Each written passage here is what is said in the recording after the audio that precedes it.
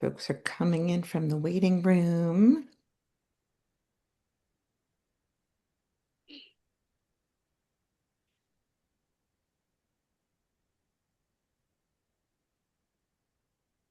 Just give a minute or so for people to log in as before we start our World NTM Day webinar.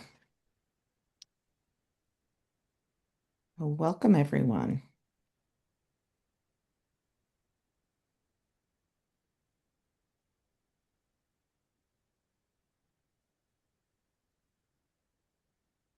All right. Well, welcome everyone to the UNC Bronchiectasis and NTM Care and Research Center's World NTM Day webinar. I am Leanne Daniels, the clinical director of our center. We are excited to bring this Q&A session to patients, family members, and healthcare providers in honor of World NTM Day. So thank you for joining us today. I'd like to thank the Bronchiectasis and NTM Association, the NTM and Bronchiectasis support groups, and NTM IR for helping us publicize this event to many more patients beyond the borders of UNC. And I'd like to thank my colleagues for taking the time to bring their expertise to this forum as our panelists. And then finally, thank you everyone who have submitted such important and thoughtful questions. If we have time at the end, we will answer any questions submitted into the Q&A. This webinar is being recorded and will be uploaded for viewing with details to follow. As a reminder, we are providing general information to questions. Anything that is specific to a patient is certainly that's going to be very particular. We would recommend speaking to your physician about those things. And so I'd like to lead off with kind of laying some groundwork about what is what is NTM and what do all these things mean. And so I'm going to go to Dr. Melissa Miller, our director of the UNC Microbiology Lab, to tell us what does MAC actually mean, and then what about Mycobacterium abscessus? Yeah, thank you, Dr. Daniels. It's a pleasure to be here with you all today. I'll start first with NTM, just making sure non-tuberculous mycobacteria. So that's basically any mycobacterial species that's not tuberculosis. So think of that as a big family. And then members of that family include MAC and abscessus as the examples that you just mentioned. So MAC stands for Mycobacterium avium complex. When there's complex along with an organism that might be reported, that means it's a group of organisms that are very similar. And in the microbiology lab, it may be organisms that we actually can't tell apart. So we'll call them a complex. So examples of the Mycobacterium avium complex are Mycobacterium avium, Mycobacterium intracellulare. These are very slow growing organisms. Mycobacterium abscessus are more rapidly growing non-tuberculous mycobacteria, but it's also a complex. And those are very, very difficult to distinguish between each other. And so often you'll see a report of Mycobacterium abscessus complex. But all of these belong to the big group, the big family of non-tuberculous mycobacteria. And some patients have commented that certain locations will report a number of colonies of NTM, while others will only report smear positivity. Do I need to send sputum to National Jewish for colony count? Does the colony count correlate with need for treatment? Yeah, this is a very nuanced and sophisticated question. And I'll back up just a little bit to talk to you about some of the things that the lab does. It's important to think about that in the context of quantifying these cultures. So you'll see a direct smear. These smears that are looking for mycobacteria directly from a patient specimen, we're mostly talking about pulmonary today, I believe, are assessed, and those are quantified. So you can have smear negative and you can have 1, 2, 3 plus, for example. Then we have a culture. Some labs may report just a positive or negative culture. Other labs might have kind of a semi-quantitative, so a 1 plus, 2 plus, 3 plus kind of culture. Others might have specific colony counts on those. And what a lab is able to do is dependent on how they process the specimen. I'll just briefly say when we get a respiratory specimen, remember when that's collected, not only are potential mycobacteria there, but the organisms that are in your mouth, right? It has to come out through your mouth into a cup for us to do culture. So we have to do a process where we get rid of those kind of normal mouth flora organisms to enable the mycobacteria longer to grow. They take longer to grow. So when we do this, we concentrate the specimen, and all these different manipulations of the specimen make quantifying very difficult longitudinally. So yeah, we can quantify one particular culture, for example, based upon how we do the culture, but because of the nuances in that processing, you may not be able to compare today's quantity with the future quantity. We choose not to do that because it could be misleading. It could look like a patient's disease from a microbiologic perspective is getting worse because the quantity is going up, but it might just be simply less sputa was obtained and we've concentrated it more. And so it kind of is giving a little bit of fake numbers. So we do rely on quantifying the smear, which can be a good indicator of microbiologic burden of disease. Obviously, there's a lot of clinical parameters that go into that as well, but we don't quantify the culture. And generally, and I'll let others and the clinicians on the call comment as well, not looking at a specific quantity number to say this is when you treat. It's a lot of clinical parameters and other parameters. All right. And then what does it mean when the AFB culture is overgrown? Does that mean I didn't provide a good sample? No, it's not personal. It is kind of the process that I was telling you about, right? You're getting the sputum up through the mouth. There's going to be mouth flora that's there, microbes that are just normally in your mouth that get into the specimen. And like I explained, that processing idea is trying to get rid of those to be able to recover mycobacteria by incubating those cultures longer. Unfortunately, sometimes during the collection, there's just more organisms there, non-mycobacterial organisms there. It could be normal flora. It could be another cause of infection for some patients. They might have a Pseudomonas or something else there that's really hard for us to get rid of in this processing.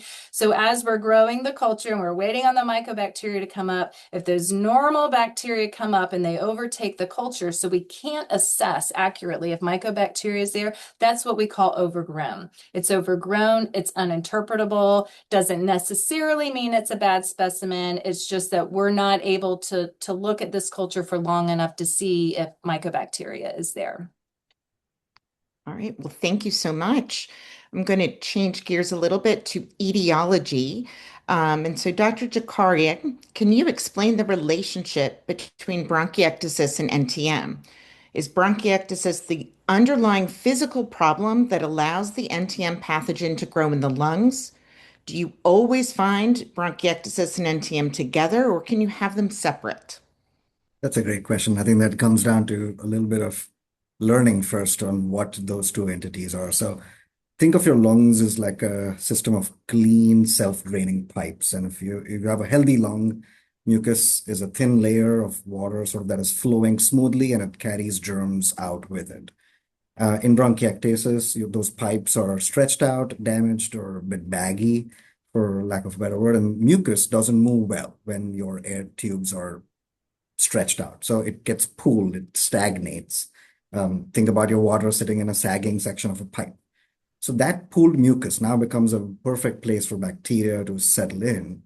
NTM, like MAC, one of those organisms, is actually everywhere in the environment, water, soil, shower heads, and most people breathe them in, we clear them out without even knowing them.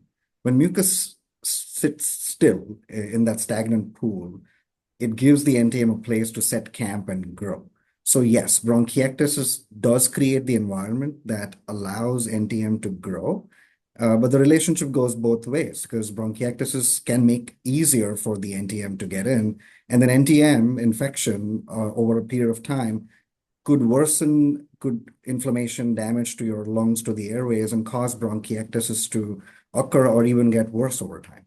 So importantly, you can have bronchiectasis without NTM. You can have other organisms in your lung, or sometimes just oral flora can be colonized and be isolated from your sputums.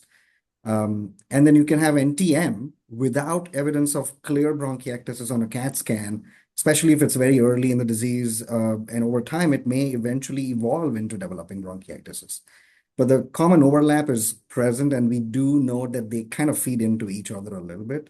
So a helpful thing that I tell my patients is bronchiectasis usually builds the neighborhood, and then NTM sometimes moves in. but they don't really come, they don't always come together at the same time. Well, that is a beautiful segue to Dr. Olivier, as I think a lot of patients ask and say, well, why did I develop this? And so, how much do we know about genetics? Um, Great question. We have some signal in that we notice that there are patients who have multiple family members who are involved with bronchiectasis and NTM. And we became very interested in this in the early 2000s when we began seeing several of these families at NIH and trying to figure out what the genetic causes may be. We've known for a long time that patients with the genetic disease cystic fibrosis are particularly susceptible to NTM. Upwards of 15 to 20% of adult patients with cystic fibrosis will have NTM in their sputum, many of whom need to be treated. There are other known genetic diseases that alter clearance from the lung, particularly primary ciliary dyskinesia or PCD.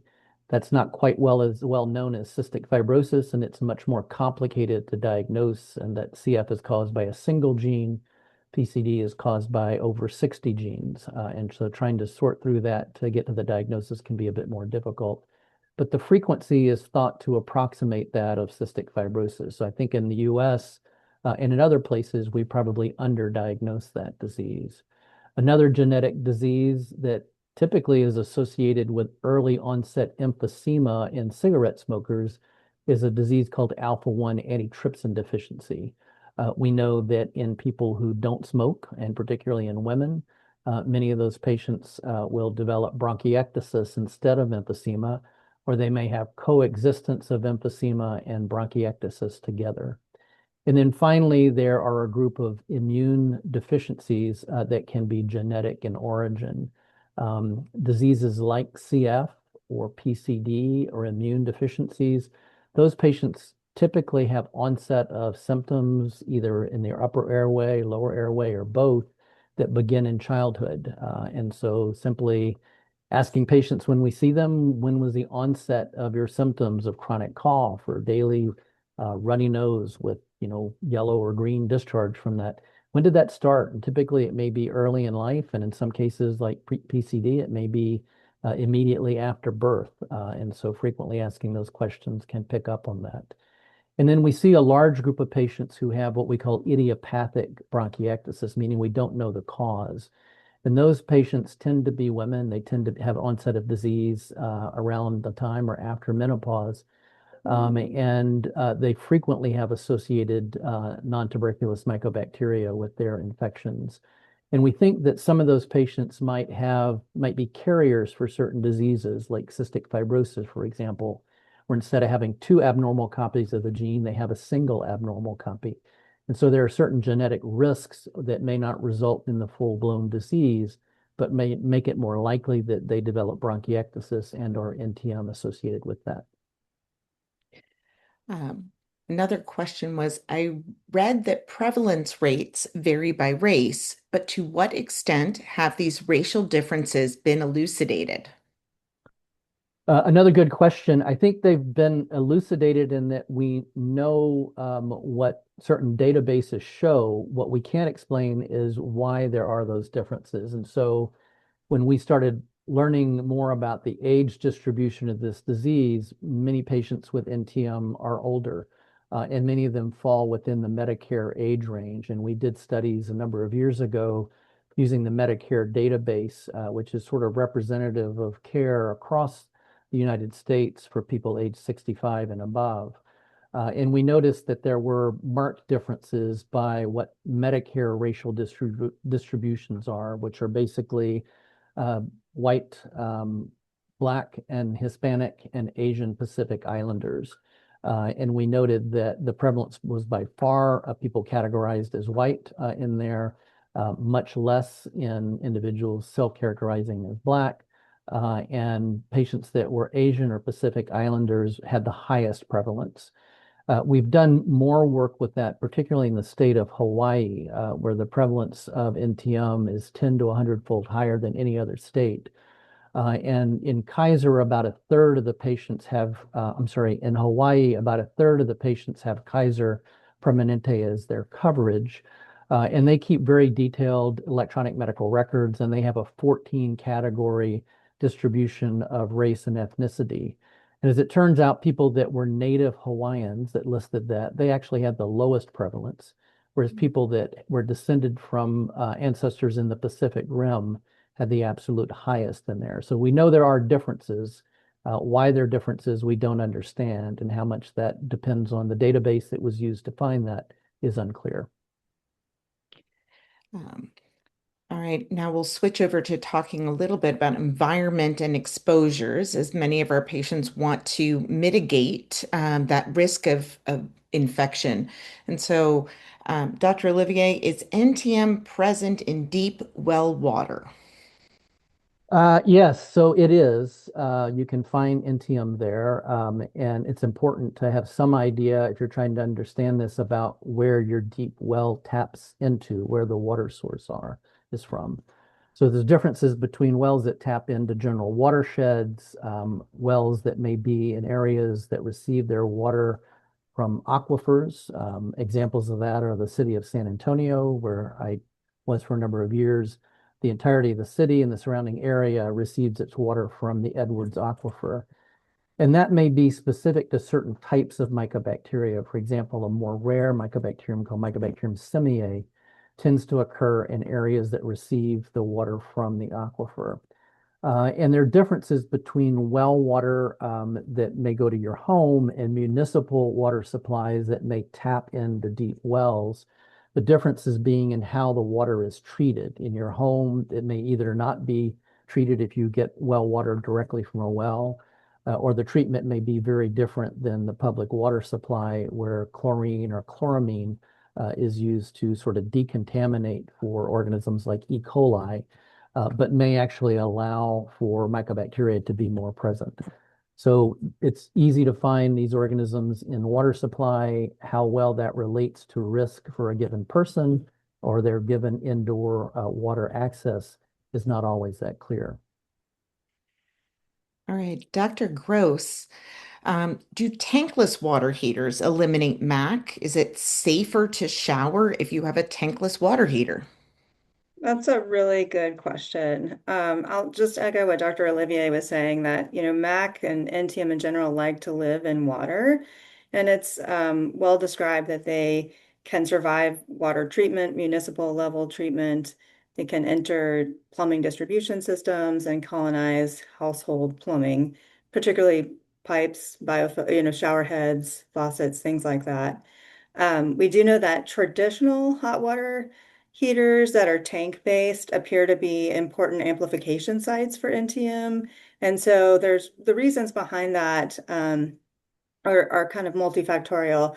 We know that warm water temperatures favor their growth. And so when you have a tank that's holding a steady warm temperature, that kind of can optimize growth of NTM and MAC specifically.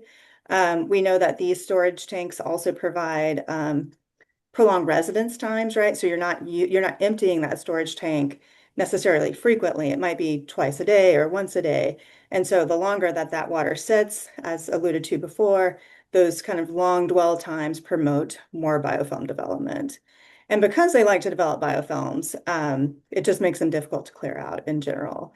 So a few things we know about tank systems is that raising your hot water temperature may reduce MAC persistence. The problem with that is you run the risk of scalding issues. If you turn on hot water just briefly, you can have scalds related, particularly for children that may be more susceptible. So that's not recommended. So the question about switching to a tankless hot water heater is a really good one. There's not been any studies to really address this in a prospective way, but theoretically, tankless hot water systems should be better. You don't have a storage reservoir, so you're not creating this system where you're holding water at a certain temperature for a prolonged period of times. You're not creating that stagnation effect. So you have short residence times and you're heating on demand, not kind of continuously in the background. And so in theory, there's reduced opportunity for biofilm development with that. But I think there's a lot of gaps that remain. We really haven't had the ability at this point to compare like MAC burden, for example, in a tank versus a tankless home. We haven't looked prospectively or longitudinally at environmental sampling before and after conversion from a tank system to a tankless system. So these are all great questions I think that we, should consider and that would help inform if truly making the recommendation of going from a tanked system to a tankless system would improve outcomes and decrease risk. And as you just mentioned, NTM is aerosolized or can be aerosolized in a shower mist. So some of the questions we got, and they were clustered with this, should I only be bathing? Should I be wearing a mask if I'm taking a bath or a shower? What are your thoughts on that, Dr. Gross? Yeah, that's another good and I would say controversial question and probably controversial answer to go with it. We know that shower heads seem to be a great source for MAC and NTM growth in general. We know that pulmonary NTM disease is more strongly linked to inhalation of aerosols than it is to ingesting like drinking water, for example. So we know that things like shower heads, faucets, hot tubs, humidifiers, things that can create aerosols are more readily implicated as exposure sources for people that go on to have NTM infections. So simply just purifying your water may not be enough to eliminate those respiratory exposures. Um, there are recommendations, I think, that are widely accepted that, cleaning your shower head more frequently can reduce biofilm formation. There's recommendations for people to clean quarterly, for example. There are people out there that say, if you want to completely reduce your risk, you should avoid showering completely, so that you don't have that exposure. I think that is somewhat of a personal decision. That's a pretty dramatic change, I would say, for many people to go from, being able to take a shower to exclusively bathing by tub, for example. There's some other general just considerations too, like using a fan when you shower so that you have good airflow and good air exchange while you're showering, limiting the time that you have kind of your face up against the shower head while you have good airflow around you otherwise is also important. But I think it's hard, and I think that's a discussion probably with you and your provider about whether or not truly eliminating showers is the best choice for you. And then Dr. Olivier and certainly Dr. Gross, you can chime in on this one. I read an article saying that it's better to select a shower head with holes at least 1 millimeter in diameter, but I couldn't find one like that. So I've taken off the shower head. Have any studies been conducted on this diameter thing? Is it better to remove the shower head and wash my body? Well, regarding studies, I think any of these environmental exposure pieces of advice that we can give, most of them are not backed up by rigorous studies. We know in the lab that if you use a micropore filter, for example, that is less than zero point 0.3 microns, you can block mycobacteria from going through that. However, that doesn't translate into the size holds that you should have in your shower head. And when I saw this question, I went online to see what I could find. It's really hard for them to tell you what the size hole is. You can find shower heads that are huge, that have multiple holes in them, but finding the size is difficult. Joe Falkenham, who's thought a lot about this, actually had a shower built in his lab to kind of look at things, has talked about using the shower heads that rain down rather than forcefully direct water at you. And the thought there is that those are less likely to create an aerosol. There are other recommendations that you can find. This is on the National Jewish Weather website. Linda Esposito, who may be on this call, has published online a number of videos about things you can do for NTM and has one specifically on showering. Has just removed the shower head, and that kind of has, similar to your kitchen faucet, a steady stream of water that may be less likely to be aerosolized. There are a number of filters you can find online, but most of those don't necessarily block mycobacteria. Some of them contain silver, which is thought to be disruptive to biofilm. I know of no studies that has shown that these work, but if you do, again, go online and Google or whatever your search engine is, shower heads and mycobacteria, these are kind of things that will come up. But to answer the specific question, I'm not sure where you could find a 1 millimeter diameter hole in a shower head or if that actually makes a difference. All right. I will move on now. We had a question about reflux, or several questions. There was an article that was provided by one respondent. It seems that, based on this study, that almost all of us have reflux but don't know it. Can you please discuss this, as many of us think we're okay if we don't feel it? Um, Edward, would you be able to answer, since GI was not able to be here? Dr. Aurora, who had joined us on our prior call, has provided responses for us. So, Yeah. Edward? Thank you, Dr. Daniels. So to answer the question, yes, everyone does have some reflux, which we define as food and liquid contents that come up into the esophagus. But we consider it a disease when it's associated with symptoms. The two classic symptoms of reflux are heartburn and regurgitation. There are also some less common extraesophageal symptoms that could be correlated with reflux. Cough and throat clearing are two examples. There are times, though, that we might not be able to sense the reflux or the symptoms might be quite subtle. If someone has underlying lung disease or superimposed infections and there are changes in imaging or in lung function that are not explained by other factors, it is reasonable to do more testing to understand the role the reflux might be playing. pH impedance is a 24-hour study that involves placing a catheter down the nose and into the esophagus and stomach. The catheter captures all reflux events, whether they are acid or non-acid, and how many of the reflux events go to the upper esophagus, and if the symptoms correlate with reflux. That can help guide more aggressive and tailored reflux management as well. The other piece to consider is that aspiration can occur if you have oropharyngeal dysphagia or issues with coordination or weakness of the muscles of the mouth and throat that work to get food boluses and liquids from the mouth to the esophagus. If there are issues with initiating swallowing, that can be evaluated as well, and that's done with the help of speech pathologists and radiology. Um, Following question was, I have GERD. If I swallow water that has NTM in it, can I aspirate it and cause lung disease? And then how should I avoid NTM when I'm out to eat at a restaurant and get water? Most reflux that occurs tends to happen after meals when there are more natural relaxations of the muscle at the bottom of the esophagus called the lower esophageal sphincter. So after we eat, it takes liquids about 2 hours to completely empty from our stomach, and it takes solids about 3 to 4 hours. It is during that time that those natural relaxations of the lower esophageal sphincter can lead to some reflux coming up into the esophagus. During meals, our esophagus is actively contracting and helping to push food and liquids into the stomach.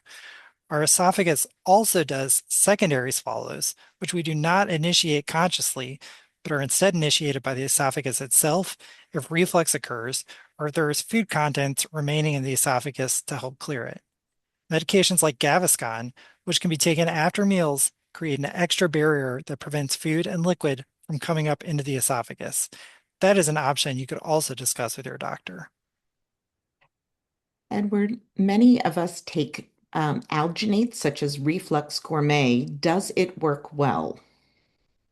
Alginates, such as Gaviscon, are a great adjunct medication to use for reflux, especially if you have nighttime symptoms like regurgitation. Most of us in GI have the most experience with Gaviscon when it comes to dosing and efficacy. I can't speak as much to other versions that are available. I touched on how to take this medication in the last question, but to provide a little more detail, it is taken after meals and at bedtime.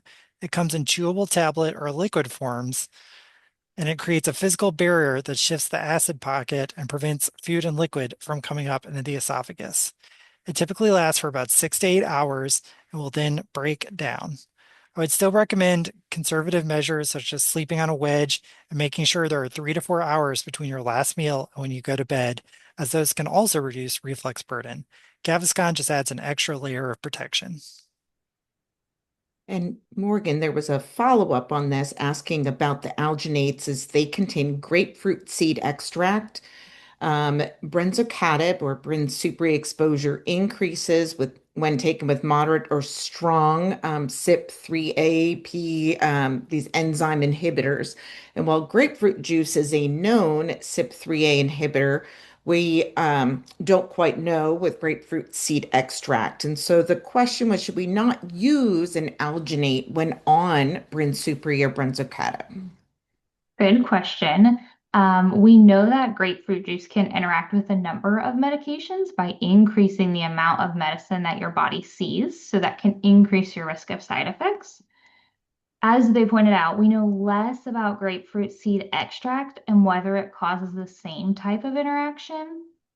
If there is an interaction, it's likely that the amount of grapefruit seed extract matters, so some products may not contain enough for it to be a problem. However, because we don't have clear data, I think the safest thing is probably just to avoid products that contain grapefruit seed oil. If you or your healthcare provider has a concern about a potential interaction. And the good news is that not all alginate products contain grapefruit seed extract, so there are alternatives available. Thank you. Now, should we be avoiding clarithromycin and others for the same reason if we're on Brinsupri? Yes, good question. So clarithromycin can increase the amount of Brinsupri that your body is exposed to, but it's not currently recommended to adjust the dose or avoid this combination. And I will say at our center, we more commonly will use azithromycin in place of clarithromycin. It tends to be a little bit more well tolerated. It's dosed just once a day and it has less potential for drug interactions. However, the best antibiotic is going to depend on your individual situation and what your healthcare team recommends. I will say, though, this question raises a good point of discussion in regards to drug-drug interactions, because some antibiotics, more so than others, that we use to treat NTM infections, particularly I think of rifampin, can interact with many other medications. So depending on what medications you take and what medications are being started to treat the NTM infection, your healthcare team can adjust the dose of medications or temporarily stop medicines or choose a different medication while you're on interacting antibiotics. So all that to be said, it's always a good idea to talk to your healthcare team about any prescription medications, over-the-counters, or supplements so they can check for any drug interactions and make sure that your treatment is as safe and effective as possible.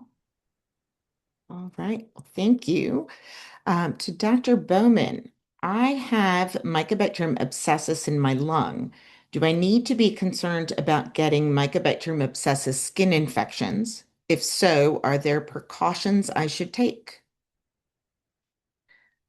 Unmute yourself.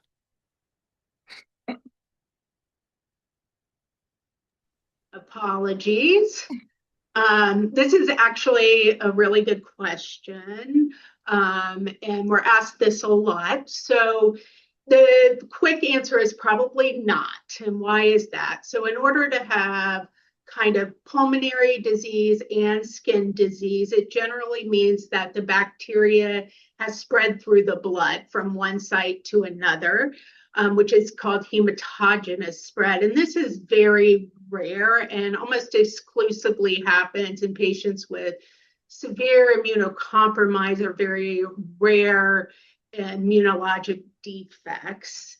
I generally think of these infections as being opportunistic. So where the bacteria get in, if they have an opportunity to sit down and cause an infection, they do. So for example, with lung infection, we talk about if you have underlying lung disease like bronchiectasis or another structural lung disease, and you aspirate or inhale the mycobacterium and they sit down in that right little bronchial kind of at the right time for the bacteria, they can start growing and establish infections. So that would cause primary pulmonary disease, and I wouldn't expect you to see skin lesions with that.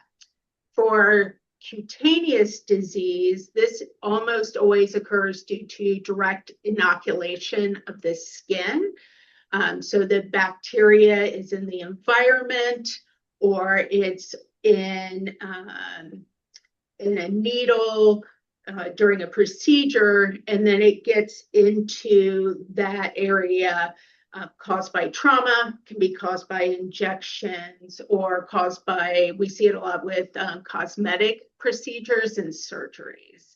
So the bottom line is, for people who are not severely immunocompromised, the risk of developing skin lesions from dissemination is minimal.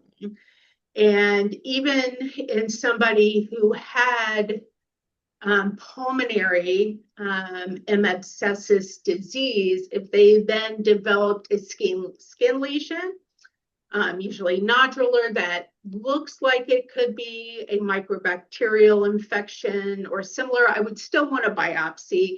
And even on that pathology, if I saw what looked like AFB or Mycobacterium, I would still want to culture that out and know for sure it's Mycobacterium abscessus, because it could be a different kind of Mycobacterium. All right. Dr. Olivier, what is the protocol for starting antibiotics for NTM? If it's a wait and see approach, how does a patient know when it's time? I think you grow accustomed to feeling unwell, and this might cause someone to delay longer than they should. That can be a complex question in terms of when to start treatment. And again, I would advise you to consult with your healthcare provider about your individual situation. However, in general, these infections don't come up overnight. They're certainly not going to go away overnight, and the treatment course is prolonged. So generally, before we start treatment, we want to know several things about what the risk for progression is. Are there changes on radiographic imaging, like CT scans, especially if you've had these done repeatedly over time? We can get a feel for how this may be progressing. We want to know about your symptoms. And some people say, well, they don't have symptoms, yet they're able to bring sputum up that is positive for mycobacteria. So that takes a little bit of exploring in terms of what people call a cough, what might be going on. Frequently, it may be throat clearing and you feel something in your throat and you bring that up and it's positive for mycobacteria. And that may be all that you have. That's still a symptom. And then in some patients, we see, more severe symptoms or things suggesting more acute disease, things like night sweats or low-grade fevers, other things that might suggest more rapid progression. Those things factor into it.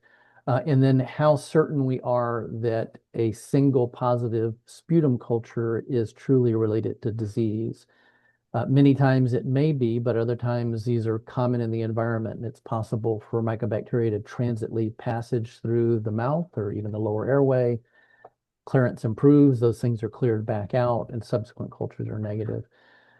If we have positive cultures going into treatment and we put you on treatment, it becomes easier to tell when that treatment is working and when those cultures become negative. So those are some of the factors that we use to decide whether somebody should be started on treatment or not. And some of that deals with personal preference. Some people aren't interested in antibiotic treatment, and it takes a little bit of time and working with the patient to decide what the best course of action may be. We do know from studies that have looked at patients presenting with nodules on the CT scan and bronchiectasis on the CT scan who have new isolates of mycobacteria, that many of those patients, if put on effective airway clearance measures, it may result in less mycobacteria being found. And in many of those studies, there have been several now, a little more than half get put on treatment within 6 months of presenting. They have those signs and symptoms that suggest more rapid progression of disease. In those patients who treatment is delayed and they've waited for 2, 3 years, about 2/3 of those patients over that subsequent time period will end up requiring treatment. That leaves a third of a little less than a half, or about 15%, when they're put on effective airway clearance measures, the mycobacteria no longer show up on cultures, and treatment that does not need to be initiated in a relatively soon period of time. Sorting out who those 15% of patients are can be difficult. And sometimes that's why we may wait a bit to see if there's minimal symptoms, there's minimal involvement on CT scan, and we have a couple of positive cultures and those patients then get put on airway clearance.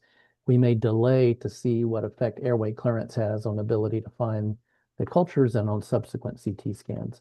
There can be multiple things factor into that. It's not that we feel comfortable saying this isn't a problem, go away. The message is there are things that we're trying to decide in terms of the proper timing of treatment, and to weigh competing concerns. You may be on drugs that might interfere with the antibiotics.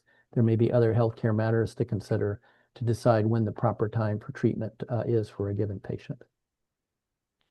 Well, thank you. Dr. Friedland from Infectious Disease, what is the recommended drug combination for Mycobacterium abscessus treatment if the patient does need that? The short answer is that there is none.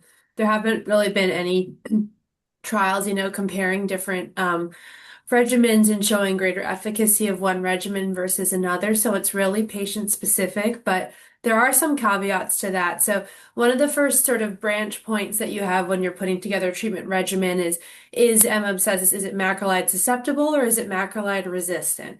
If it is macrolide susceptible, I would definitely use azithromycin as sort of part of the backbone of that regimen, with at least sort of 2 or 3 other drugs to start. If it's macrolide resistant, I'll usually try to use at least 4 drugs, usually at least one of which is IV, for the initial induction phase. But it really is sort of a patient-centered thing, and there's no kind of hard and fast. I really like using amikacin as, a backbone of the regimen, but for some people who have really bad kidney disease or really bad hearing loss, sometimes that's not always, the right move. Another issue that we can run into is sort of access to drugs. Omadacycline is a drug that I frequently like to use, but sometimes cost can be a real barrier to patient access. Another issue is patients' abilities to sort of administer IV medications at home. So even though I like to use at least one IV med typically for macrolide resistant M. abscessus, there are times, where that's not really feasible, and I'll try to use a combined sort of oral or inhaled regimen. I guess I would say, in short, so if you have a macrolide susceptible disease, definitely use your macrolide. If you're able to, I really like amikacin. I will say IV, especially if there's a high burden of disease, because I worry about resistance starting off with inhaled. But if it is sort of a lower, if you're smear negative and you don't have cavitary disease, you could consider starting with inhaled. So a macrolide if it's susceptible, amikacin IV or inhaled. Other drugs that I kind of like to use, imipenem, clofazimine, linezolid or tadalafil, and bedaquiline would be another consideration. So there's sort of a lot of different meds, and honestly, I think a lot of times it really depends on patient tolerability, and a lot of times we kind of need to change the meds, change the times that they're dosed, add some meds to help with nausea or diarrhea to kind of I kind of view it as I work together with the patient to try to find the right regimen. And there's no kind of single hard and fast regimen that's the best for the patient. It really depends on the patient and the extent of the disease and kind of what they're able to afford and what they're able to tolerate. And I think that underscores why it's so important to have care at clinical care network sites where people are very well versed at doing this, because it is very much the art of medicine, I think, with treating Mycobacterium abscessus. This is a question for both Dr. Friedland and Dr. Modi. What are some treatment options for Mycobacterium abscessus when three particular antibiotics, in this case it was omadacycline, clofazimine, and Arikayce, are not tolerated by the patient, and what is the prognosis without treating the Mycobacterium abscessus infection? Gita, do you want to start? Or do you want me to start? Go ahead, Anne. Okay, I guess antibiotic wise, some other medications to consider would be IV amikacin if they're able to tolerate it. Linezolid or tadazolid, depending on the susceptibilities. Bedaquiline would be another consideration. I'm assuming that this patient has macrolide resistant disease, but of course, if it was macrolide susceptible, I would want to add azithromycin to that regimen. Bedaquiline can be sort of difficult to get from a cost standpoint, but that could also be something to look into. And, we've been doing some treatment, and again, this is experimental, and there haven't been a lot of trials, but of doing these dual beta-lactam, so which is often imipenem in combination with another beta-lactam or medicine of that class. We'll often use ceftaroline, so I'd say those are, and I don't think and cefoxitin, I find it's typically less tolerated than imipenem, but that would be another kind of IV option to use. And anyone chime in if I'm missing any. Thank you, Dr. Freeland, and thank you, Dr. Daniels, for the chance to contribute. So if M. abscessus is being harbored in a cavity that's isolated to a segment or lobe on one side of the chest and the lung, it can be considered for removal.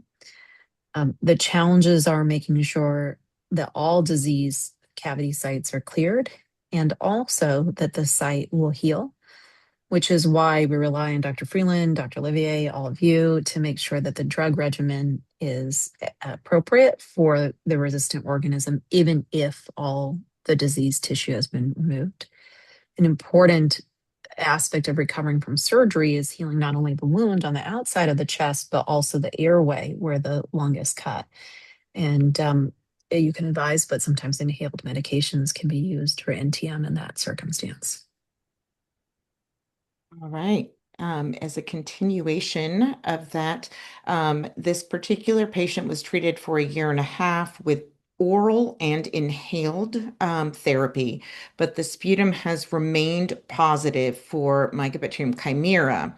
Now that I've stopped treatment, is there another therapy? And so Dr. Gross and Dr. Modi, I thought you two would be well equipped to answer this. Yeah, thank you, Dr. Daniels. So Mycobacterium chimera is a member of the Mycobacterium avium complex. So I didn't hear, did this patient start with avium or did they start with abscessus? It was solely chimera is what Okay. the question was, and sounds like that was why the treatment was started to begin with. To Okay. whomever asked it, if that was not it, I apologize. Okay. Yeah, I just wasn't clear. Yeah, so Mycobacterium chimera can be considered a class of the Mycobacterium avium complex. And so we would treat it very similarly with kind of the backbone of treatment for MAC being azithromycin, ethambutol, and rifampin or rifabutin, assuming that the patient can tolerate those medications. So it's not clear to me from the question if they started with that regimen or had a different regimen and were, looking to expand from there. But I think along the themes of what's already been mentioned by others is, there is this armamentarium of antibiotics that we can look to if there are intolerances for various reasons. Where you can, remove one agent and then offer another kind of next best line agent in its place. But in theory, this should be a bacteria that should, be amenable to treatment. Same story for MAC. When we do lung resection, even thinking about how the pleural space, the lining around the lung, may be exposed to the organism is important. And while our drainage tubes can capture any MAC or related bacterium, the antibiotics are important to be continued before, during, and after the hospital stay for surgery to make sure that an infection doesn't take up in the area where the lung was removed. I hope that answers the question. I think so. The following question, and you sort of went into this already, Dr. Modi, but I'm also going to ask you and Dr. Bowman, when should surgery be considered for NTM lung infection? And then do I still need to take the antibiotics? I'll even add on, for how long should I take them after surgery or before? So I'll let Dr. Bowman say for the length of time, but for me as a surgeon, it's very important to collaborate with pulmonary and infectious diseases and nutrition as well to make sure that the patient is as optimized as one could be before having a surgery. And part of that is being on the correct drug regimen for the organism, depending on the resistance profile, until preferably sputum are cleared, or we reach the point where we're not making progress, which is difficult to know when that is. On the CT scan, so I say radiographically, we need to see that there's a preferably single focus, one spot of disease, and that the disease is as controlled as it can be. It's a little bit of an art more than a science. So that's why we usually meet in a multidisciplinary fashion, all get together and look through all the imaging and meet with the patient to find out how things have been going. And I'll just chime in. Thank you, Dr. Modi. You kind of answered the question, part of the question, which is, do I still need to take the antibiotics? Unfortunately, yes. It doesn't get you out of taking the antibiotic. Surgery is not a substitute. It's always adjunctive to antibiotics. And really going along with that optimization and thinking about trying to reduce the bacterial burden as much as possible so that when surgery is done, there's not a lot of bacteria right at the tube where they're cutting it, because that can lead to complications. So we'd really like you to be on treatment till your sputum cultures that we take have cleared, then go to surgery. Time frame is going to be the same. So we still want you to have converted to negative cultures for 12 months before stopping treatment. Right. I'm being considered for lung resection. What can I do now to make surgery go more smoothly? Dr. Modi and Edward. Oh, great. And I know Edward's going to say, the importance of nutrition, smoking cessation, and physical functioning. Walking is probably the most beneficial activity, keeping the muscles and the lungs strong. Um, uh, I know the antibiotics are causing symptoms and side effects, but staying adherent with the medical therapy. Go ahead, Edward. Thanks. So from a nutrition perspective, my goal is to have patients go into surgery as well nourished and as strong as possible. So if you're losing weight, have a poor appetite, or eating less because of treatment side effects, please let your team know now. Ask to meet with a registered dietitian, especially because if you're underweight or having difficulty maintaining your weight, it can increase your risk for complications after surgery. I recommend patients try to include protein each time you eat to help maintain muscle and support healing. That can include options like eggs, Greek yogurt, milk, fish, poultry, beans, tofus, nuts, and nut butter. And if your appetite is limited, I recommend doing 5 or 6 smaller meals and snacks rather than just trying to fit everything into 2 or 3 large meals during the day. If you are losing weight, this is generally not the time to follow a restrictive diet unless your medical team recommends it. I recommend adding calories and protein through the sources that we kind of talked about above. Nutrition also works best alongside your team's recommendations for physical activity, pulmonary rehab, breathing exercises, and airway clearance. So I don't recommend you start any high dose like vitamins or herbal supplements or specialty surgical supplements without checking with the team first, because some of those can interact with medications or affect bleeding. Although for most people, like a multivitamin is okay. So my short answer is maintain your weight, eat enough protein, preserve your muscle, and address nutrition problems before surgery. Even just a few weeks of focused preparation can help you enter surgery in the strongest possible position. All right. Thank you both. Dr. Friedland, this question asked about an update on the Novartis program getting clofazimine approved for local distribution.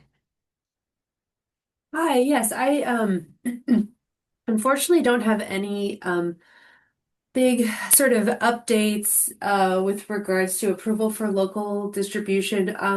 One thing to note is that Novartis is applying for FDA approval for clofazimine for treatment of leprosy, and then so this could make it difficult to get clofazimine to treat MTM infections through insurance. But right now, the single patient protocols and the multi-patient protocols are still active. Um, and I think probably if you look at their site, they have a physician contact that you can get in touch with for further information.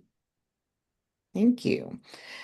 I'm going to shift from our antibiotics over to monitoring. And Dr. Friedland, this was another question for you of how is their MAC or Mycobacterium abscessus lung damage monitored and with what frequency? So there's, I guess, two primary ways that we monitor for lung damage from MAC or M. abscessus, and those would be CT scans of the chest and pulmonary function tests. I typically get, and there's no sort of hard and fast duration of how often these should be happening, but I'll typically get a CT scan of the chest every 6 months or so once somebody has started treatment and continued on treatment. Sometimes if I'm using a more difficult to tolerate or potentially toxic regimen, I'll get a CT scan sort of after the first 3 months of treatment if I'm looking to kind of step them down. So yeah, I'd say every 3 to 6 months a CT scan, and then pulmonary function tests. Typically, again, sort of no hard and fast frequency. I'll typically get yearly, sort of every 6 to 12 months. And you would just be kind of looking. Oh, and I should say, sorry. So for the CT scans of the chest, things you'd be looking for is there worsening cavitary disease? Is there worsening scarring of the lungs? Is there sort of more mucus plugging or worsening bronchiectasis? So those would be signs of, potential worsening lung damage from MAC or M. abscessus. And then with the pulmonary function tests that you're getting, usually at least yearly, you could be looking for a number of different things. If there's more scarring of the lungs, you could see sort of decrease in the total lung capacity. If you have a lot of mucus, you could be seeing some sort of worsening obstruction on the pulmonary function test. Or again, if there's a lot of sort of scarring or cavitation, maybe decrease in the diffusion capacity. All right. That's a nice lead in to a question for Dr. Jakaria. This particular patient has been culturing scant Mycobacterium avium and has been characterized as moderate bronchiectasis. And NTM has presumably been isolated, possibly treated on and off for decades. Lung function has slowly declined with an increase in trapped air residual volume. What is causing this? What can I do to lessen this? I already do airway clearance daily and intense cardio and strength training 3 times a week. Excellent question. I think this again comes down to understanding a little bit of physiology, what's going on first, and then how to tackle that, right? So, thinking about your lung is like a balloon. I think that's an easy example. Think about your lung like a balloon with like branching tubes that take air in and out. When everything is working well, you're fully inflating and deflating your balloon. In bronchiectasis, as we've talked, a while ago, that the air tubes are stretched, they are clogged with mucus, so it kind of acts like a check valve or ball valve effect. So air can go in when you take a deep breath in, but it's hard for the air to go out. So that's what traps the air. It's the air that gets stuck in the balloon and you cannot fully squeeze out of it. And that is basically increasing that residual volume. So what is really causing it is the mucus plugging because it's blocking air to go out, more inflammation, ongoing inflammation, and then the structural damage that continues to happen with infection, bronchiectasis. And recurrent infections, again, are definitely not helping. So those are things that are really driving that increased residual volume. Now, what you just mentioned, what you are doing is excellent. And honestly, I think it is really what we would recommend. Keep doing that. But just to build on that, right? So keep doing your airway clearance. You're already doing this. you're unclogging the pipes. Bronchodilators can be used if, your pulmonary function testing sort of are suggestive of that. They'll help open those exit doors so you can get more air out. How do you get air, mucus cleared? So hypertonic saline, mucolytics, and any other ways of, airway clearances that we talk about. Breathing techniques, slowly exhale and slowly push the air out. We sort of teach our COPD patients that a lot more. Pulm rehab, again, if you're sort of meeting criteria, your clinician can even recommend getting a pulm rehab referrals and then treat the inflammation that eventually over time should help reduce the narrowing of those air tubes. So simple ways, we're trying to open the exits and clear the traffic so that the air doesn't get stuck inside. Just note one last caveat that, with great habits that you have, some gradual change can still happen over time. Because remember, this is a structural disease that has some ongoing underlying inflammation. It's not just the fitness issue that is driving it. So, I think this leads nicely into another question I'm going to pose to Dr. Olivier.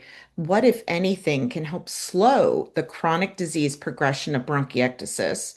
Faithful twice a day airway clearance, Brinsupri. Yes. There haven't been a whole lot of studies on airway clearance, but as Dr. Jakaria was mentioning, getting that stuff out of the lungs is very, very important. And measures that can do that are important. We've spent a lot of time focusing on aerobic exercise. Priscilla may talk more about that, but keeping overall health up is an added advantage, and the increased depth and frequency of your breathing can help with that as well. Drugs that reduce inflammation, and brensocatib is not the only one. There have been multiple studies that have shown drugs like azithromycin, what was referred to as macrolides by Dr. Friedland. That class of drugs has been studied as a way of reducing the frequency of these acute flare-ups or acute exacerbations. And the effect size of those drugs parallels, if not more than that seen with brensocatib. Now, we don't tend to use those as much in the US because a lot of our patients do have NTM, and we, as a rule, don't use a macrolide like azithromycin as the only drug because we know that these organisms can become resistant to it. But in patients that don't have NTM or that are already on a treatment for NTM, that macrolide can serve two purposes. It can be the cornerstone of your treatment for organisms like MAC and for M. abscessus where it's susceptible, and it can be helping to reduce inflammation. Brensocatib is the first drug that's been approved specifically for bronchiectasis, and it targets inflammation in the lung that are caused by white blood cells that are migrating from the bone marrow into the bloodstream into the lung.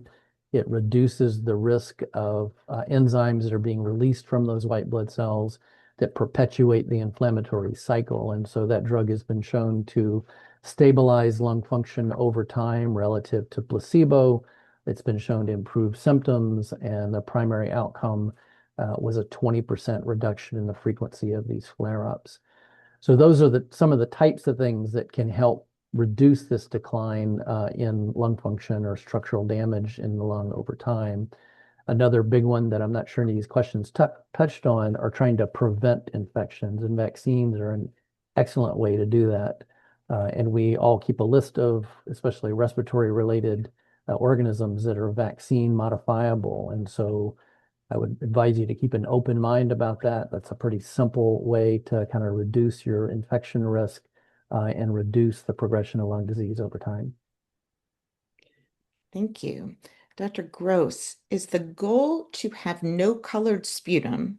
And in what way does the sputum color dictate disease status?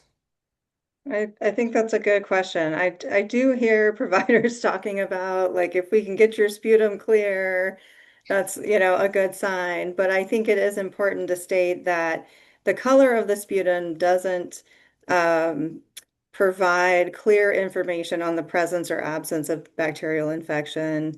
The color of the sputum doesn't signify the organism, although sometimes you may hear people talk about like Pseudomonas, for example, being green, and if your sputum's more green, maybe that's your Pseudomonas flaring. But in reality, we absolutely have to have culture to determine what's in the sputum.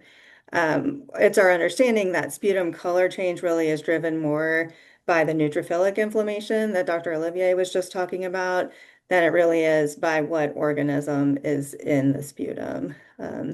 So I think as clinicians, we often feel better if the sputum's getting lighter in color and in thickness and in quantity, but in reality, yeah, we really rely on our laboratory colleagues to show us what is actually growing in the sputum.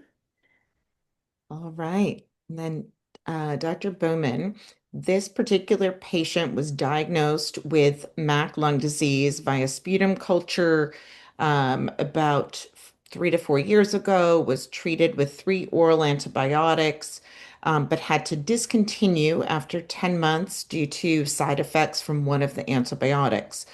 Was recently tested for MAC and that was negative on the culture. And question was, does that mean it's gone, never to return?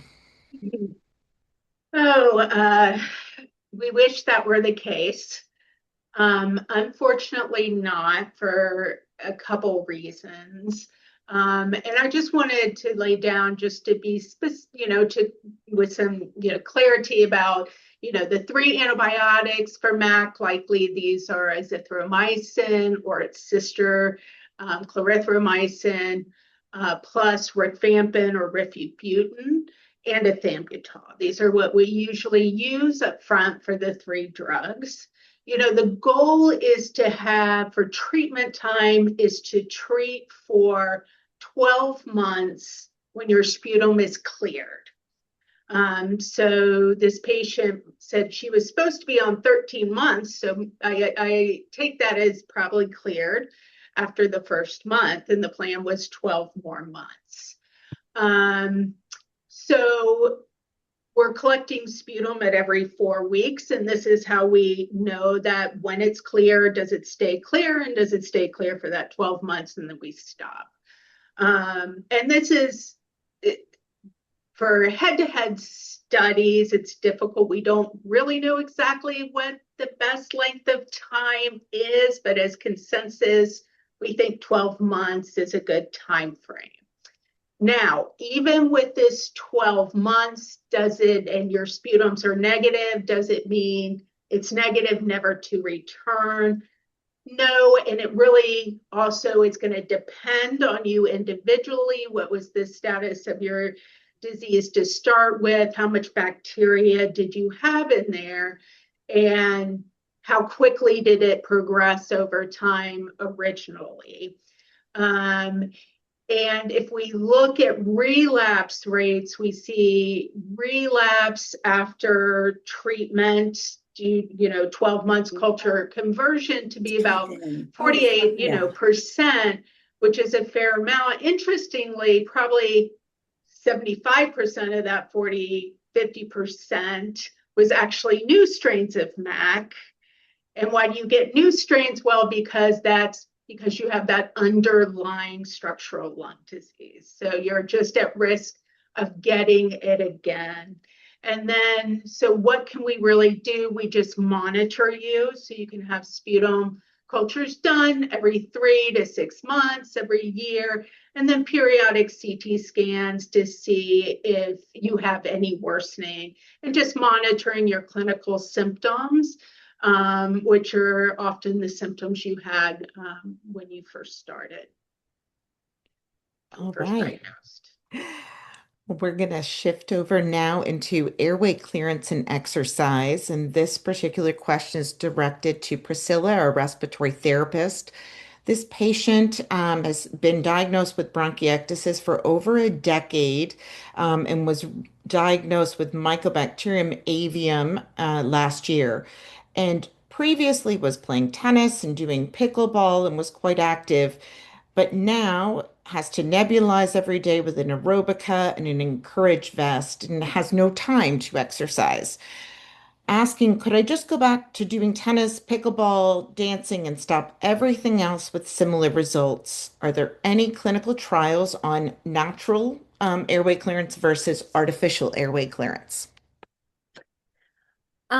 So I don't know that there are any trials particularly that discuss this.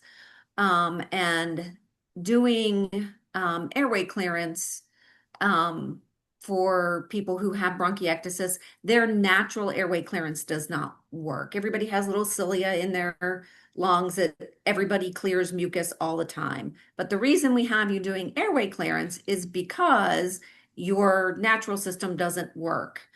I don't know how often you're doing your airway clearance, whether it's once or twice a day, because it does not say that. Oftentimes, particularly for our patients, we definitely want them to exercise because that's important for your entire body, not just your lungs, your heart and your muscles. Doing resistance training and getting out there and moving around is good for you. So, generally, we do recommend you do some type of exercise. If you're doing the airway clearance twice a day, a lot of times for our patients, when they start feeling better and don't have as much mucus, we will say, well, let's do your airway clearance once a day. And when you're using your vest, I'm not sure if you're wearing that while you're nebulizing, but if you are, that can cut down on the amount of time. If you're doing these things sequentially, sometimes that makes it take longer. But generally, you can get your airway clearance down to about 20 minutes, and that might help free up some more time for you. Um, and especially if you're not coughing a lot of mucus all the time, that probably would make it easier for you to get in some more airway clearance. And Priscilla, when you said about cutting down to once a day, am I inferring that the second session would be substituted by exercise with some huff coughing? Yep, exercise instead of the airway clearance. Perfect. Another question we had directed to you, Priscilla, is about coordinating the timing of airway clearance and other inhaled medications. This patient is nebulizing hypertonic saline and an aerobica for 20 minutes a day. Her husband then does some handheld percussion for about 5 minutes. Is there a particular window of time to wait before using an inhaled corticosteroid that presumably is prescribed due to concomitant asthma? Generally, once you finish your airway clearance, after you finish coughing up whatever sputum you can cough up, that there's not really a need to wait after that. You can simply take your medication after that. The idea is that you clear it out so that that medication can get down and sit in there and do its job. Perfect. Can nebulized hypertonic saline contribute to hemoptysis? So I don't know that it can contribute to hemoptysis, but it can be irritating for a lot of people on their lungs. For our patients, we generally recommend if you are having hemoptysis and you're coughing up blood, that you don't do any of your airway clearance for at least 24 hours after it has completely stopped. So you stop doing your airway clearance, and once that hemoptysis is cleared up, you kind of start back a little easy on it to see how it goes. And then Dr. Olivier, how should patients manage hemoptysis, and is it always a sign that they need antibiotics for an infection? Well, it really depends on the amount of blood that's coming up. And so generally in people that have bronchiectasis, particularly in patients that have cavitary disease associated with NTM, the bronchiectasis is associated with inflammation. We talked earlier about white blood cells being called in to fight off the infection. Those white blood cells can also lead to increased inflammation that can damage the lung. It also takes blood flow for those white blood cells to get there. And so one of the things that happens when the lungs are inflamed is the body produces new blood vessels to go into those areas. And the walls of those new blood vessels don't have the same integrity as the blood vessels we're born with. And so small amounts of blood are generally related to worsening infection, worsening inflammation, and enlargement of these small blood vessels that generally line the inside of the airways that can break open and then have small amounts of blood. And so if it's small amounts of blood, maybe streaking of blood in your sputum or up to maybe a dime size of blood that might be a bright red blood. That generally is not a medical emergency as long as it doesn't continue to progress and increase in amount. However, it's something that we generally would want to be notified about because frequently it is caused by worsened infection. And so trying to produce a sputum specimen, get that sent to a lab that can come out with a culture, can help direct antibiotics to kind of quiet that down. The amount is very, very important, however, because if you start coughing up larger amounts of bright red blood, if you get into teaspoons, tablespoons of amounts, and that's continuing to occur, and you're beginning to fill, a cup, like a specimen cup with that, that is a medical emergency. And the concern is not so much that you would bleed out like you might see with gastrointestinal bleeding, but your lungs could quickly fill up with blood. And so this kind of continual coughing up blood, which fortunately is less rare than the small amounts of blood that we see, that's an opportunity to call 911 and get to the nearest emergency department because there are things that can be done. There are inhaled medicines that can help to slow that bleeding down. And then particularly there are people who can intervene, either Dr. Modi or people like her that do thoracic surgery. More commonly, it would be a radiologist, interventional radiologists that can thread catheters up into the area that are bleeding and block off those bleeding vessels. And so time is of the essence. This is not something that you want to sit at home until you begin having difficulty breathing, because then it might be difficult to get there. But fortunately, that is the less common presentation than that with small amounts of blood that signify worsened infection. All right. Hopefully we can get to everybody's questions in our time here. Priscilla and Dr. Bowman, any suggestions for NTM patients who are traveling abroad? Is it risky to be far away from home in the U.S. medical care? I can start with this. I actually like this question because people travel a lot lately and people have very innumerable chronic diseases. And so it's always important to think about what your chronic disease is, how it's controlled before you're going away, and how far are you going and how long are you staying. So it's feasible, certainly, to be able to travel if you have an NTM infection and bronchiectasis, but preparation is key, right? So you want to make sure you're stable. You don't want to have an acute exacerbation and an active infection. You want kind of a written action plan. So you should have your meds written down, your medical problems, your allergies. If something does happen, and you need to get in touch with a medical provider overseas, you're able to give them your information. And then bringing enough medications with you and bringing extra, right? As the volcano erupts in Iceland and you can't get back home and you're delayed for, several weeks or so, at least you have extra, and then you can probably work to see a medical provider where you are if needed to get more to tide you over. And so I think I'll let Priscilla speak to you about the inhaler aspect of this question. But when you're flying, just remember when you're flying, you are basically at 6,000, 8,000 feet, right? You just hiked up a mountain. You may be flying for 12 hours, 24 hours. So you want to make sure that you can handle that. And do you get hypoxemic? Do we know what your tolerance is prior to flying? And you might need to do a 6-minute walk test to see that. So I think in and of itself, just being prepared, at least from my standpoint, looking at the antibiotics and making sure you're stable before you go. Priscilla, can you speak to traveling?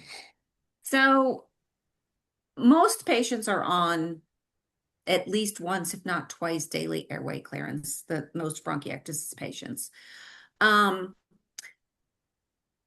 And traveling is great. I always tell people, if you're feeling good and you want to go places, there's no point in staying home and doing all of these things all day, every day, and not enjoying anything, because that's not what we do. There are so many ways to get things and take things and sterilize, and you do not have to stay in an Airbnb to make it work. I have found all kinds of contraptions and stuff that will work in Europe. So many different things you can do. Sometimes, especially if you're feeling really good, we can cut the nebulizing down. You're going to be very active. Dr. Bowman talked about like being at altitude and stuff, and maybe you'd be hypoxic. If if you don't fly at all or anything, I mean, the doctor can order you an altitude test to make sure that that's okay for you. There are lots of things you can do. And if you talk to your team, they can come up with a strategy to help you get out and enjoy and do the things that you want to do. All right. And then what is the cost of the new medication for exacerbations, Dr. Jakaria, such as brensocatib? And then for those who are on these medicines, do they still need to do the same amount of mucus clearing? And that part is directed to Priscilla. That's a great question. We've talked about brensocatib already. It's one of those new medications that we have approved for bronchiectasis. It got approved last year, pretty much August of last year, so coming up a year now. When it came out, the manufacturer announced the US list price as $88,000 annually, which is about $7,000 to $8,000 for a 30 tablet supply, which is a 1 month supply. I will say though, I think as long as and we've had great success within our team with appropriate documentation in the chart about exacerbations, about why we recommend this medicine to be started. We've had pretty good success with insurance companies and payers to pay for it. And of course, there is the caveat of the patient's own insurance plan and co-pays, etc., which I'm sure like we have a pretty good back-end team in the pharmacy world that helps with co-pays and management for those. So I think it is a costly drug. It is available for patients with bronchiectasis with certain features, and the coverage can be made possible as long as documentation is appropriate. And just a second part, just to before Priscilla gets on, do you still need airway clearance with these drugs? And the answer is yes, you still. There is no substitute. Think about the new drugs are just turning down the inflammation fire, but the airway clearance is taking the trash out, right? So you still need to clear that mucus out of your lungs and go on from there. So I'll hand it over to Priscilla. I think airway clearance is always great. Sometimes it's less airway clearance than you did before. Maybe you've been doing it twice a day and coughing up a whole bunch of stuff, and now you're not coughing up that much and you can do it once a day. And then exercise the other time of day to kind of keep your lungs working. But everybody with bronchiectasis does not have the regular, clearance for their lungs. So you've got to keep that moving to make sure that even when you don't see sputum coming out, stuff is coming out, because we're all clearing sputum and I don't see sputum coming out. So you got to keep it moving out so that you know that it's not going to build up in there and you're going to end up sick again. All right. Switching to other therapies and support. This question came, spouse was looking into research and said, I recently read about some new research worldwide with Manuka honey from Australia. Any additional research being done? I think that's mine. I had fun with this one. Yes, Dr. Olivier. So I have a number of patients ask me about Manuka honey, and I was like, oh, whatever. I did look it up, and so I knew there was a study out there. But for this question, I went to AI and consulted Copilot. And it's very interesting what you find. First of all, they talk about studies. And so I clicked on every reference in there. They're all referencing the same study. And it was a study that was done in the UK. It was published in the journal Microbiology. And it was a lab-based study. And so they rigged a lab system to where they could suspend culture plates within sort of a bubble that allowed them to aerosolize the Manuka honey onto those plates. And those plates had a variety of different mycobacteria on those, including clinical isolates. And what they were looking for was not necessarily to see how much Manuka honey it took to kill them, because it would take a lot, but whether the Manuka honey could increase the susceptibility to the drug amikacin. So they were specifically looking to see is if you could inhale Manuka honey, and you also inhaled amikacin, could you get by with a lower dose of amikacin and perhaps less toxicity? So that's a very complex study with a very complex question. And all they ended up answering was that with Manuka honey and aerosolized amikacin, they could get killing of those mycobacteria growing in a petri dish. There have been no studies in humans with aerosolizing Manuka honey. So I would just caution you, when you see news reports like this, you really need to be careful because this was not a human study. There have been studies looking at aerosolizing Manuka honey into rabbits. They were very different from humans. And so we don't know about the safety of doing that. And we don't know about whether reducing the dose of drugs like amikacin that in the commercial form comes in a fixed dose, whether that can actually reduce toxicity in people who would take both of those together.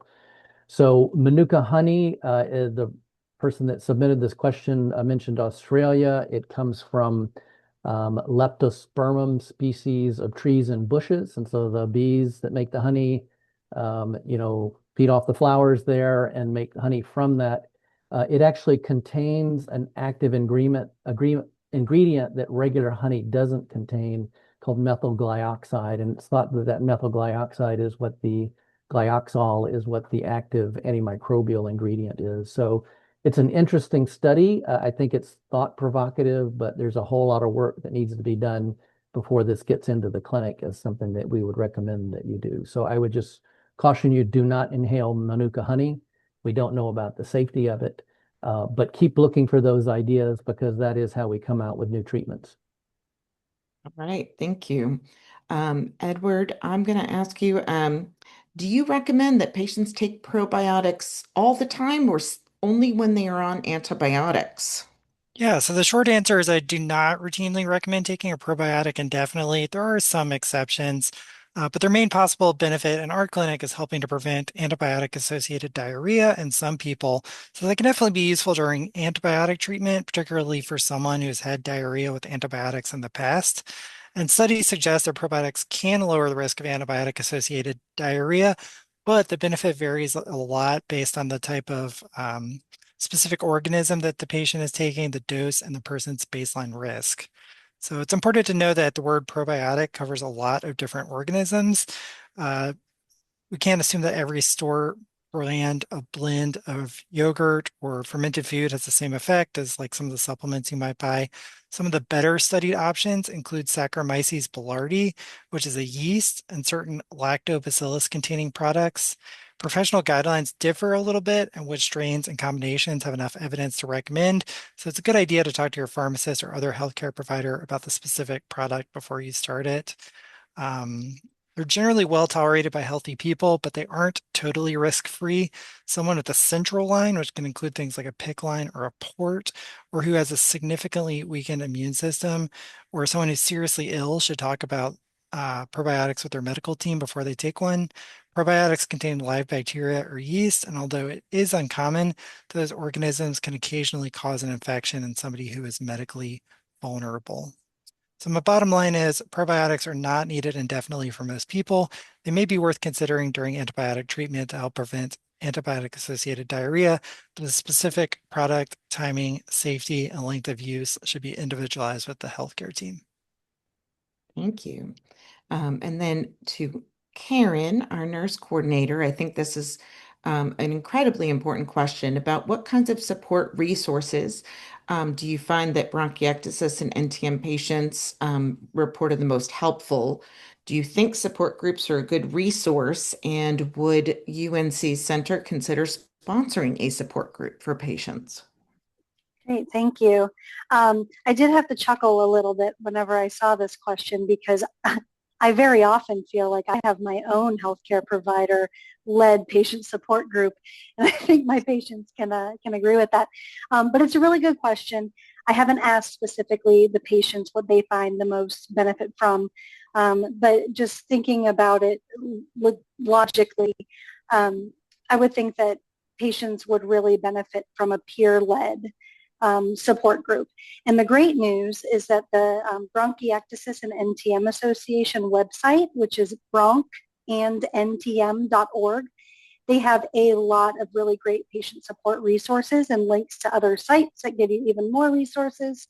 For instance, they do have a monthly virtual coffee break that's held the second Wednesday of every month at 2:30 Eastern time, where patients can go and share their stories, get support that way. There's also a link on that website to the NTMIR, where they have local support groups, like regional support groups. There is a North Carolina-based support group. If you are interested in, creating your own or leading your own peer group, there is a contact that is NTM mail, MAIL, at ntminfo.org. And you can email them. They can help you get started if you are very passionate about that. And then finally, just another plug for the Bronch and NTM website. It's really a great place because you can find support for those specialized centers inside of our care center network. So, if you're living in Florida, you don't necessarily have to come to North Carolina. There are, clinical care sites that may be closer to you. We'd love to have you, naturally. But I think it's really important for patients to be able to know that their help may be a lot closer than what they think. But yeah, I hope that was helpful. Thank you. I know that we are 1 minute over, but I also know that there were a couple of hands that had gone up. And the way the webinar is set up is that you wouldn't be able to speak, but you could certainly type into the Q&A box to see if we can answer any additional questions that might have been raised by our discussion today. So hopefully, because I saw a couple more hands go up at that same time um, while people are typing in there. Edward, I had one other question for you. I just wasn't sure if the webinar would close itself down automatically. But do you have a recommendation for patients of what they should increase their caloric intake by if they are going to be going on treatment for NTM? And obviously, I'm sure that varies based on BMI. Yeah, that's a great question. So there's really not one magic calorie number that applies to everyone with NTM. And being on antibiotics does not automatically mean that you need a specific number of additional calories. What matters the most is whether you are maintaining your weight or gaining weight if appropriate. So as a general starting point, your team may estimate that you need about 15 calories per pound of body weight. So you can take your current body weight and multiply it by 15 to see a very rough rule of thumb in terms of how many calories you might need. Some people might need a little more than that, and other people might need a little less. But for someone who weighs about 110 pounds, they might start at around 1,650 calories per day. If your weight is stable and you're eating well, you might not need to make any major changes. But if you're losing weight, a reasonable starting point may be to add around 300 to 500 extra calories per day and monitor your progress. For most people, that could be as simple as adding a nutrition shake, like an oral nutrition supplement, a smoothie, or a couple calorie-dense snacks each day. Guidance for people with NTM also emphasizes monitoring their weight and increasing their calories when unintentional weight loss is occurring. Protein is just as important as calories because we want to make sure that we're protecting or rebuilding muscle, not just increasing the number on the scale. So a general starting range for protein may be about 0.6 to 0.7 grams of protein per pound of body weight per day. So you can take your body weight in pounds and multiply that by 0.6 to 0.7 and get a really rough estimate of how much protein you might need per day if you're undergoing treatment. So for someone who weighs 110 pounds, that's about 65 to 75 1.5 grams of protein per day. And that amount should be individualized with your care team. So especially if you have like kidney disease or another condition that affects your protein needs, your actual needs might be different. I usually recommend weighing yourself about once a week under similar conditions. If your weight continues to decrease despite adding more food, or if you're having things like nausea, diarrhea, taste changes, or poor appetite that are keeping you from eating, let your healthcare team know rather than waiting until the weight loss becomes significant. So the short answer is that about 15 calories per pound can provide a starting estimate, but your weight trend tells us whether that amount is enough. And if you're losing weight, you may need to add calories and adjust it from there. All right, thank you. Um, and I apologize to those who have their hands up. I can't unmute you so that I can ensure that we are able to keep HIPAA compliant and have this video posted. But if you are struggling to find the Q&A box, if you see on your bottom of the screen where it says more, to click on that, and there should be an option for the Q&A. And if you type those questions in, we would love to be able to answer those. And if that ends up being impossible, certainly send an email to the email address that was in the advertisement. And we're certainly happy to answer in that way.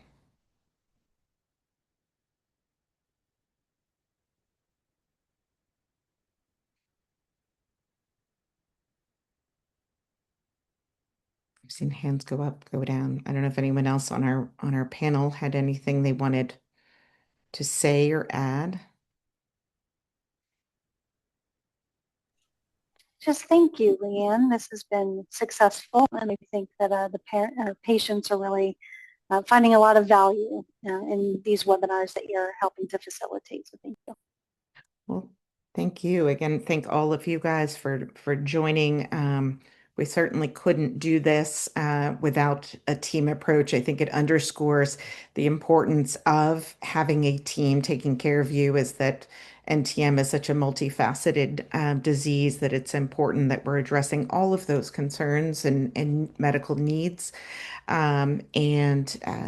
Yeah, and we can't do what we're doing and improve the care if we don't have patients and family members who are invested in advancing the care, the research that is necessary. So thank everyone who were able to join us today. All right, I haven't seen any questions show up in the Q&A box. So with I see the hands go up, but I just don't see anything go into the Q&A. So with that being said, I think I will close our webinar. I will send an email out to everybody that had registered that includes the link to get to this through our the Bronch and NTM Association website as part of their YouTube channel. So that'll be available to you to watch and share with others. So again, thank everyone for joining us today, and hopefully we'll be doing another one of these in the future. Thank you. Great. Thanks a lot. Thanks. Thanks. Thanks, everyone. Thank you.